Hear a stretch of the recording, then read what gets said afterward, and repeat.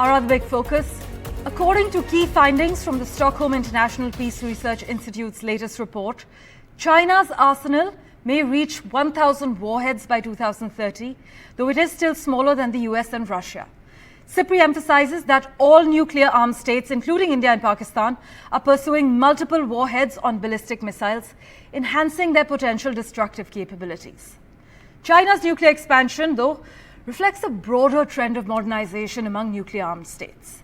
The geopolitical landscape remains tense, with significant implications for global security and nuclear deterrence strategies.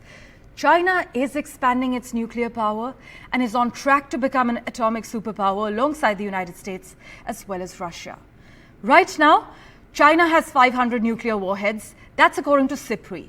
But the Pentagon estimates China will roughly quadruple its stockpile by the year 2035. This quiet build-up of China's nuclear arsenal comes as various conflicts continue to rage around the world, including the wars in Ukraine and Gaza. The war in Ukraine has had a negative impact on nuclear arms control talks and has diminished opportunities to break the long-standing deadlock in nuclear arms control and reverse the worrisome trend of nuclear armed states developing and deploying new weapon systems. But this is not just a case of making more warheads, which they are doing. They're also building more advanced nuclear submarines, building new nuclear silos, building more mobile launch vehicles. So basically, this is across-the-board nuclear advancement. China has up to now been much smaller nuclear power than the US and Russia. It's had what it called a minimal deterrence, so that would make it more difficult for countries to contemplate war against China. It had not felt the need to get up to this sort of nuclear superpower levels that we saw the US and Russia reach during the Cold War.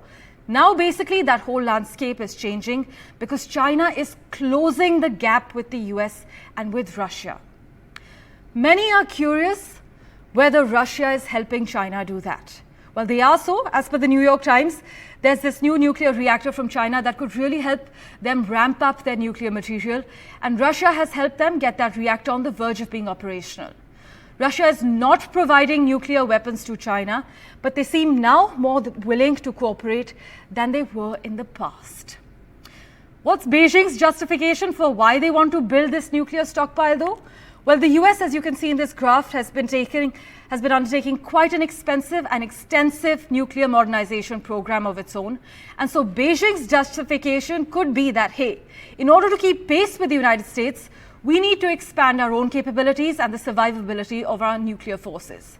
Then there's the question of whether China will continue to maintain this policy that it has of no first strike, which they say we only have nuclear weapons as a deterrent. We're not going to move first. We're not going to strike anybody else in the nuclear realm.